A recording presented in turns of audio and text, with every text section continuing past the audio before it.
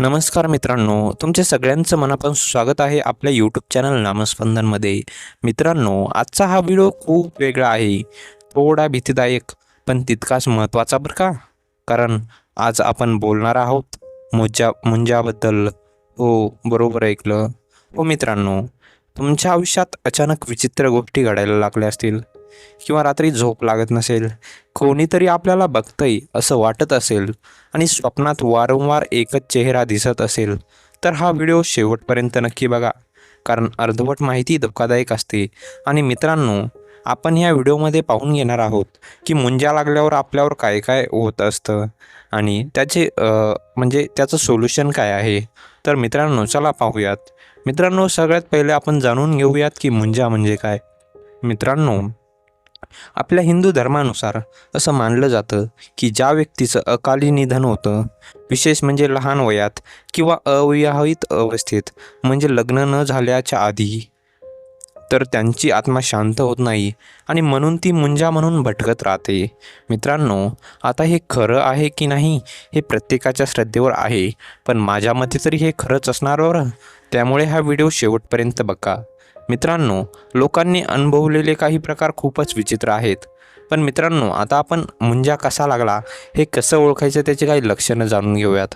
मित्रांनो, जर तुमच्या मागे मुंजा लागला असेल तर काही लक्षणे दिसू शकतात.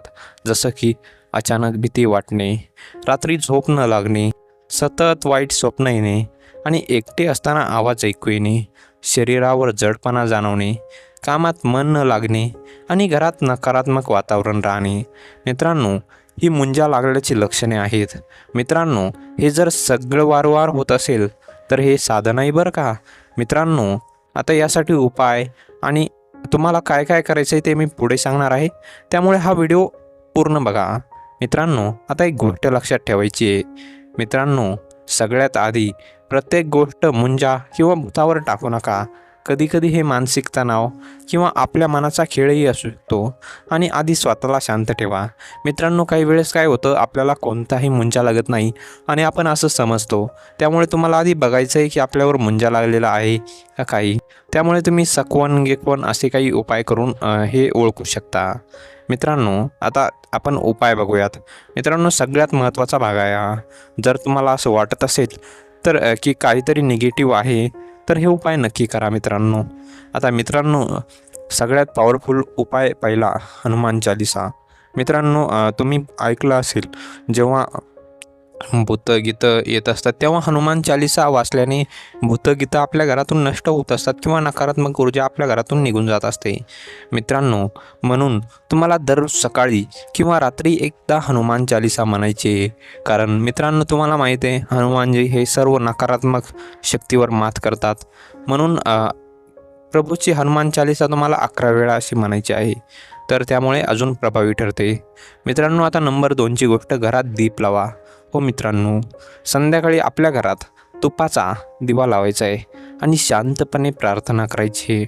मित्रांनो, यामुळे होतं हे की घरातील आपली ऊर्जा बदलते, जे की निगेटिव्ह एनर्जीमधून पॉझिटिव्ह एनर्जीमध्ये रूपांतरित होते. आता मित्रांनो, तिसरा उपाय म्हणजे आपल्या महादेवाचा उपाय आहे, ओम नमः शिवाय मंत्र. मित्रांनो, हा मंत्र खूप शक्तिशाली आहे बरं.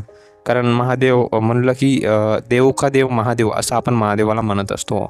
त्यामुळे मित्रांनो, हा मंत्र तुम्हाला दररोज 108 वेळा म्हणायचा आहे, ज्यामुळे तुमचं मन शांत होतं आणि भीती कमी होते.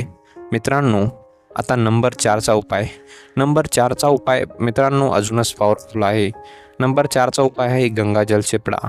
मित्रांनो, घरात गंगाजल शिंपडल्याने नकारात्मक ऊर्जा दूर होते. मित्रांनो, आता तुम्ही म्हणाल की गंगाजल कसं, म्हणजे कुठून अवेलेबल करायचं. तर मित्रांनो, जेव्हा तुम्ही पंढरपूरला किंवा एखाद्या देवाच्या ठिकाणी जाता जिथे नद्यांचा संगम होतो, तेथील पाणी तुम्ही एका बॉटलमध्ये भरून आणता, बरोबर. आणि मित्रांनो, यालाच आपण गंगाजल असं म्हणतो. कारण मित्रांनो, तेथे दैविक शक्ती असते. त्यामुळे मित्रांनो, घरात गंगाजल शिंपडा, ज्यामुळे नकारात्मक ऊर्जा दूर होईल. आता मित्रांनो, 5वी गोष्ट सर्वात महत्त्वाची आहे, घाबरू नका. मित्रांनो, सगळ्यात मोठा उपाय काय आहे, भीती दाखवू नका. कारण भीती हीच त्यांची ताकद असते. तुम्ही जितके मजबूत राहाल तितकं काहीही तुमच्यावर प्रभाव टाकू शकत नाही. मित्रांनो, तुम्ही एकदा म्हणजे बघितलं असेल की काही काही महाराज लोक भूतं उतरवतात.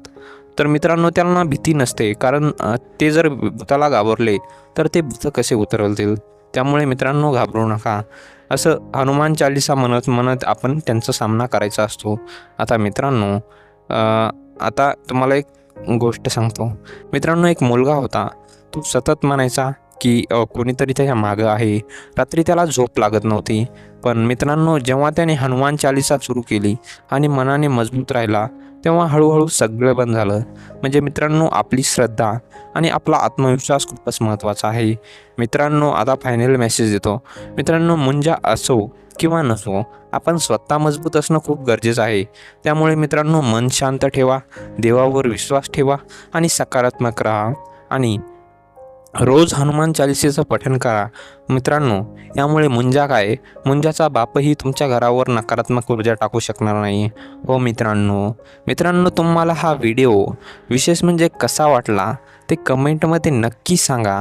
आणि अशाच माहितीपूर्ण व्हिडिओसाठी आत्ताच आपल्या यूट्यूब चॅनलला सबस्क्राईब करायला विसरू नका.